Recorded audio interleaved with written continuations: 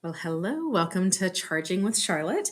This is a quick place where I tell fun stories about mortgage, about my past life. And today I'm actually going to tell some stories, just one or two stories of things that I have done in the past, especially as a child or a young adult, that I would absolutely kill my children if they did. I'm sure some of you out there might have some of these same type of situations to where we look back in life and we think, what was I thinking? That was really crazy. But they do end up being some of the best stories.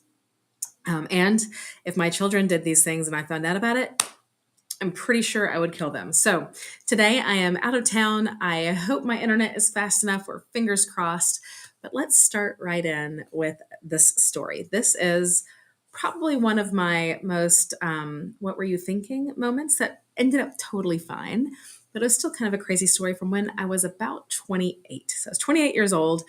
I was on a cruise with some amazing girlfriends. So, girlfriends, if you happen to see that I'm live right now, I hope you join and can attest to this story.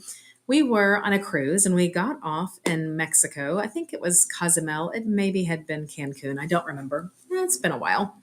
And we got off the cruise and we went to like one of those beaches, where you get off and you go for a day pass, free drinks, there's some food, there's beach chairs, sun, and a beautiful ocean that you can go play in. Well, I love to snorkel. Actually, one of my stories that I want us to tell down the road is how I became the snorkeler and the hilarious story of my parents getting me to snorkel for the first time. But I digress. We were in Mexico, and if anybody has been to Mexico, you know that some of the best snorkeling. The water is just pristine. The blue is gorgeous. And it was one of those days it was just perfect. But the beach that we were at did not have the best snorkeling area. There wasn't a reef close by, so it was just, swimming in the ocean, which sometimes can be good, but I'm spoiled. I like a good reef to go snorkeling. So lo and behold, I am out and we are all sitting there, they're all drinking their frozen drinks, and I'm thinking, I want to go snorkeling. I brought my own snorkel and there just wasn't a good place to go. We had the most precious bartender who would come over and, see if we wanted any sodas or drinks or whatever, food. And he's just very super sweet, barely speaks English, but that doesn't matter. My Spanish was a little better than it is now. Maybe not super great, but it was a little bit better. I ended up telling him that I wanted to go snorkeling and asked him if he knew of anybody that I could go snorkeling with, right? Like, how can I go snorkeling? Is there any way that I can go snorkeling? And this guy says, in all of his broken English, that he has some friends that have a boat and they would take me out. I'm like, really? They take me out snorkeling? He's like, yeah, they pick you up down here at this pier. I'm like, oh, how much would they charge? He's like, $30. Like, $30 sold. Call your friends. So, needless to say, my friends that are with me are not snorkels. They're also a little bit lit. Again, if you're watching this, comment in the bottom. You might remember this story. My girlfriends, I will not name any names in this story, but they were enjoying those frozen drinks on the beach with this all-inclusive beach pass. I was sober. I was enjoying the water and all the sunshine. But my sober self still decides to walk out to said pier, and I proceed to get on a little boat, this little tiny boat, like a barely 3-seat boat, just a little dinghy. And with two people that don't speak any English, two guys. They were probably maybe 25, 24, I don't know. Who knows? They didn't speak any English. We did not talk much. But me, by my little lonesome, in Mexico, speaking very little Spanish, gets on a boat with two random strangers in the middle of the ocean. Yeah, you see why I would kill my children if they did this, right? But I get on this boat and they take me out to this reef. And let me just tell you, the best snorkeling. Like, I'm by myself. They're like, snorkel? I'm like, sure, yeah, let's go. I put on my mask, put on my purse, and I just jump off this boat into the water with, again, two strangers, don't know them, and don't really speak a lot of English. They speak zero English, actually. Anyway, I get out, and the snorkeling was amazing. So I spent 30, 45 minutes. They probably thought I was this completely crazy American. I mean, what kind of crazy American one gets on a boat with two random strangers in the middle of Mexico and then just proceeds to jump off the side of their boat and just go swimming for 45 minutes? I remember I was out for a long time. and then looked up and I'm like, I guess it's time. My $30 is spent. Got back in their boat. And thank goodness these were good people. And they brought me right back to the pier where my friends were sitting there like, did you really just get on a random boat with two complete strangers in a different country and go snorkeling?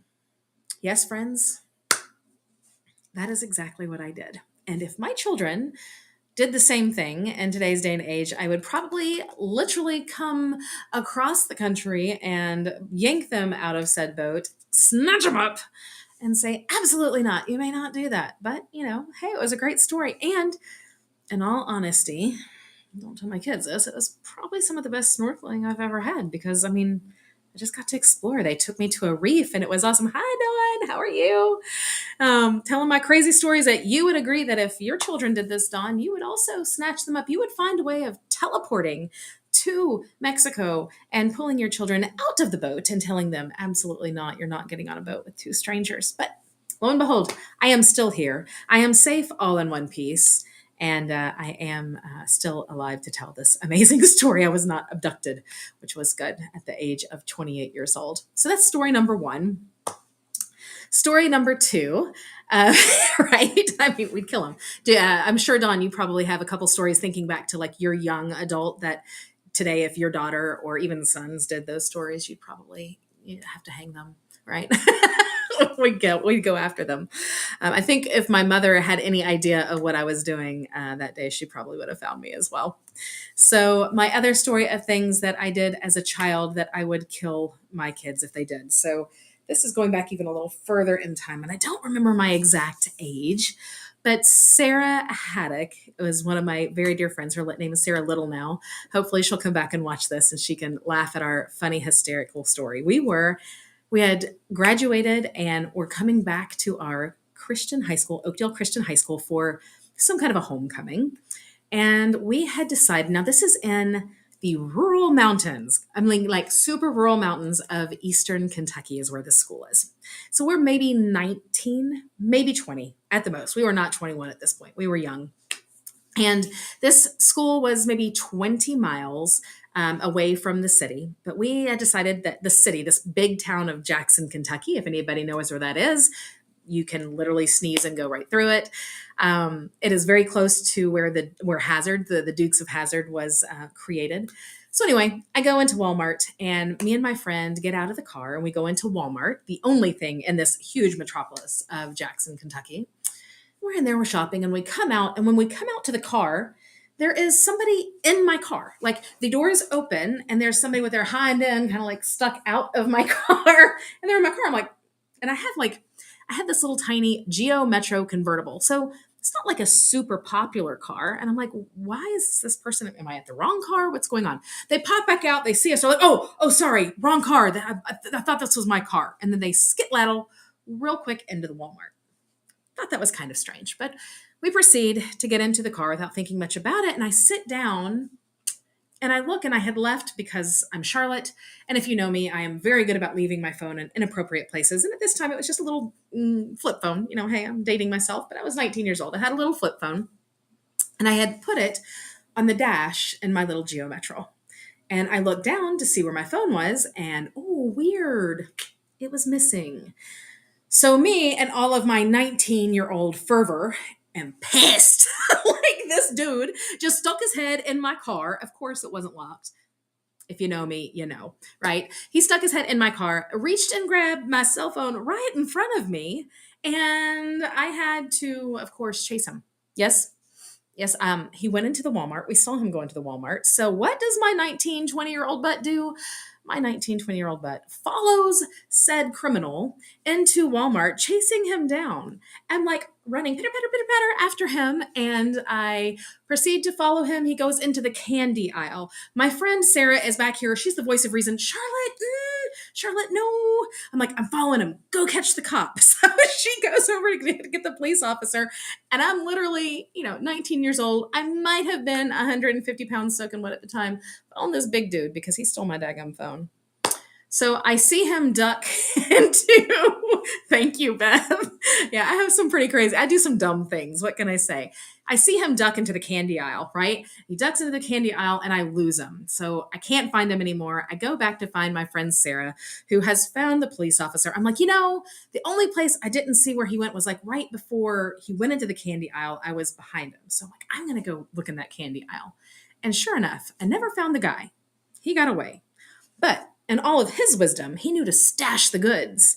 And underneath the Reese cups in the candy aisle, I see bing, a little Nikon. Is that right, Nikon? Is that what they were called? Little flip phones sticking up in the candy. So my dumb butt, who chased down criminal by myself in Walmart for stealing my phone, did find said phone in the Reese's cups. I was very, very happy about this. But that is another story that if my daughter told me that somebody stole something from her car, she caught them, and then she chased them on foot, I may have to kill her for that one as well. So, two stories, both of which don't have anything to do with mortgage, but they're fun stories to tell my children and tell them if they ever do such things, I will kill them. I hope you got a good smile from that, everybody. Have a fantastic evening, and I will be back next week with a mortgage story for you all.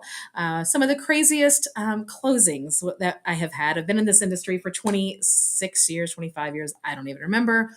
And we have had some pretty crazy closings. So, Beth, I hope you will join me for that. I know you can definitely, Dawn, too. You guys can attest. Dawn, you may have been in on one of my craziest closings. Anyway, I hope you will join me next week. Until then, have a wonderful evening. Smile a lot. Talk to you later.